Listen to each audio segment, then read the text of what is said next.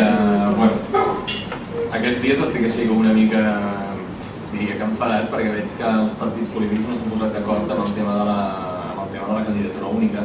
Vostè ja ha dit que li semblava bé, o millor, que li semblava millor que havia d'haver un acord per a aquesta candidatura, cosa que jo penso absolutament el mateix, em dona una mica la sensació que no s'han posat d'acord per temes partidistes. I era saber si vostè té alguna opinió informada sobre quins perjudicis pot portar si no hi ha aquesta candidatura, i per un altre cantó, si seria bo que l'Assemblea pressionés molt més, però directament en manifestacions, als partits perquè es posessin d'acord.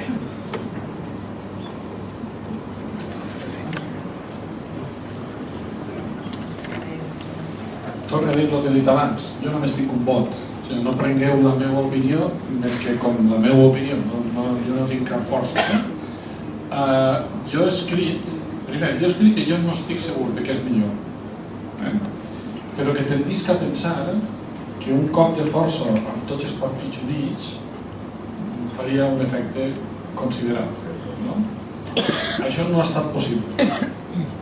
No ha estat possible, expliquen, bàsicament perquè Iniciativa té molt coll avall que vol anar amb l'Esquerra Unida i els Normals, el seu projecte polític, i que per tant els altres consideraven que presentar un front sobiranista en el qual una part dels de la foto de la galeria gòtica no hi eren, era un mal negoci. Jo no estic segur que això sigui així, jo veia moltes possibilitats interessants, insistir, sense estar 100% segur, no? Però, per exemple, si la candidatura sobiranista es podria votar al País Valencià. Era molt interessant això. Però, bueno, jo crec que jo almenys la meva posició actual és dir, bueno, doncs no pot ser. Que hem de pressionar? Jo crec que sí, que està bé pressionar, però sapiguem que això té un límit. No crec que l'Assemblea sigui capaç d'obligar els partits a posar-se d'acord i, per tant, tampoc. Ara, respecte a això, jo crec que n'hi ha una cosa que a mi m'agrada dir sempre. Nosaltres som un país de tradició molt antipolítica. Ens tira molt bé això d'anar contra els polítics, no? I això jo crec que no és bo. Jo crec que nosaltres ens posem molt nerviosos amb els partits polítics, tots som molt nerviosos. Quan no ens posa nerviós un, ens posa l'altre, però constantment estem posant nerviosos. Però jo també crec que hem de respectar que de moment, i dic de moment, Déu-n'hi-do lo de què ho estan fent. Jo no m'hauria cregut. O sigui, jo era dels escèptics, confiava en el país, però molt poc en la classe política. I era molt escèptic respecte a la possibilitat de que pogués haver un acord ampli per la pregunta i pel dia, que és fonamental. Nosaltres fins ara fèiem unes manifestacions pressiones, però políticament no havíem fet res. Quan els partits diuen votarem el 9 de novembre la independència, i la independència està en el text, això és molt important, i ho han aconseguit aquests senyors, des d'Unió fins a la CUP, ho han aconseguit aquests senyors. Per tant, jo crec que això, per mi, té un altíssim valor. I és clau i fonamental que el 9 de novembre estiguem tots també en el mateix barco. Que alguns diran votem sí no, ja ho veurem. Jo crec que el sí no tendirà a desaparèixer, perquè el sí no és no. El sí no és quedar-nos on som. Per tant, conforme passen els dies, això s'anirà evidenciant. Però jo crec que aquesta unitat, sobretot a l'estranger, és poderosíssima. Quan tu vas per l'estranger i dius, perdona, des de la democràcia cristiana fins als anticapitalistes, tots d'acord. Posen-nos uns com a coratge. Això, com és possible? Per tant, jo hauria preferit una candidatura unitària, ja que no pot ser, passem la maroma com puguem, però per mi l'important és que no es trenqui aquesta unitat d'aquests partits, que fins i tot els socialistes, no el PSC, els socialistes s'hi sumen, que jo crec que això anem en bon camí, i que el 9 de novembre arribem amb el màxim nombre possible, amb la màxima força possible, també a nivell parlamentari. És a dir, la clau de l'èxit és sumar el moviment popular a les forces polítiques. Per tant, jo seria prudent, però insistir, que és la meva opinió exclusiva.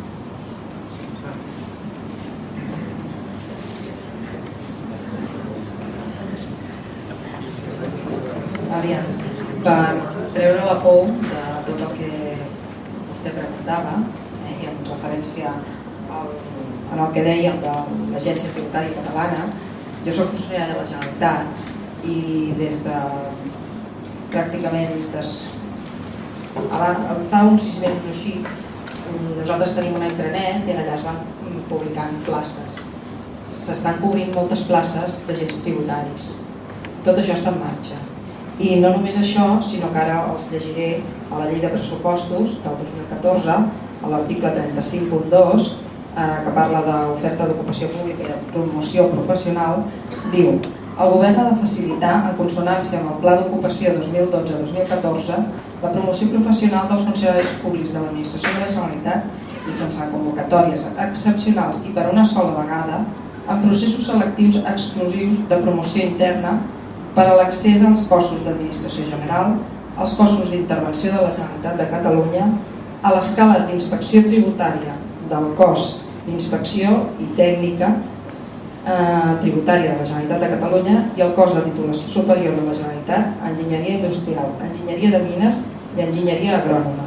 Pensem que aquests són camps en els quals Catalunya té una àmplia ocupació. Vull dir, tenim tot el tramat industrial, el tema de mines suposo que també és important per subministraments, i el tema agrònom també, perquè som un país que tenim molta agricultura. És a dir, no tinguem por, perquè s'estan fent moltes coses. Tant un company com jo ahir vam anar com a assemblea a un acte que feien el senyor Josep Rull, que és el secretari d'Organització de Convergència. Igual que anem a actes de Convergència, anem a actes d'Esquerra, intentem anar a actes de molts partits polítics perquè hem de ser-hi. I ells han de saber qui som. L'assemblea ha d'estar al darrere de tot. Al darrere de tot per veure que no afluixi. Llavors, allà vam veure i vam sentir que s'estan fent moltes coses. Parlaven del crèdit pont a nivell internacional. Vull dir, aquests crèdits ponts són els que ens faran anar al dia D+1, que és el que ells parlen, el dia després de la independència, a que ho tindrem cobert. Però clar, necessitem aquests suports internacionals. Però tal com parlaven, el Víctor pot corroborar-ho, ho parlaven força segurs. Era només per afegir aquest. Si aneu a la web del govern, n'hi ha penjats els informes del Consell de la Transició i són transparents. Jo n'hi ha vegades que m'he de fregar els ulls en llegir-los. Per exemple, està explicat com canviaran el sistema de justícia, com canviaran els jutjats, com canviaran els jutges, com canviaran... Està aplicat allà. I això ja està pactat, i ja se sap com es farà, ja se sap qui ho farà. Igual que està això, ni energia, ni no sé què, ni aquell. S'ha fet molta feina. S'ha fet molta feina. Sí, 7.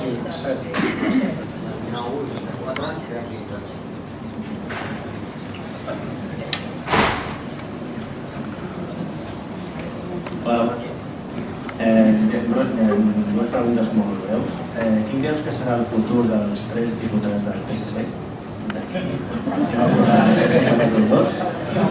I després, no sé si saps o tens informacions de què es va parlar al sopar de la Fonteta.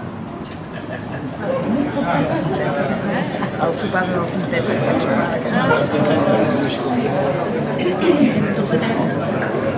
Molt bé, a la segona és molt senzilla. Al sopar de la Fonteta no es va parlar de res. Era un sopar que n'hi ha, sembla que 270 persones, i tots sabeu que quan hi ha un sopar de 270 persones a peu dret no parla de res, es parla de com van els fills, de què fa el Barça i jo crec que ahir, ho he dit a l'inici, a mi em preocupa, em té preocupat aquests dies, molt arran també aquest tema que hem parlat a l'inici, que nosaltres estiguem donant credibilitat a coses que no són veraces i que només ens fan de mal. Que el president Mas o que el Pere Navarro o que no sé qui se'n vagi a un sopar a la Fonteta on hi ha un senyor del PP sapiguent que és un sopar de 200 i escaig persones, això no té res de conspiratiu. El conspiratiu seria que soparen junts en un lloc que ningú ho sap. Per tant, jo crec que tampoc cal que note com una tendència a fer-ho més difícil del que toca. Al Fonteta no va passar res. Hi havia un senyor que té diners, que volia lluir-se i que volia reunir allà a la Florinata, doncs va reunir a la Florinata i ja està. El tema dels 3 diputats és molt interessant, perquè, a veure, jo penso, en el primer moment vas pensar, ui, Ros diu que se'n va, algú va votar que sí, però que va votar que no, és a dir, en realitat el que han fet els diputats del PSC és dispersar-se. I el partit té un gran problema, que és que té un que s'ha anat a Lleida, 3 que els té al Parlament, un altre que diu que vota que sí perquè se'n va de l'executiva, l'altre que diu que jo no toca anar ni no compteu, i sobretot un problema gravíssim, que és que això pel qual ha castigat aquests 3 votants cada nit ho està votant un ajuntament. Sembla que en porten 27, si no m'he descomptat, ajuntaments on el Partit Socialista en pes ha votat allò que per Navarro diu que no s'ha de votar.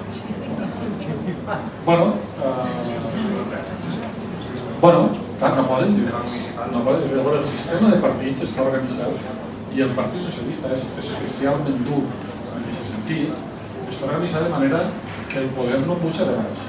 No és la gent la que tria la direcció. És tot un tinglado que es munten entre ells i que, clar, quan ja portes 30 o 40 anys en aquest tinglado, doncs ha generat.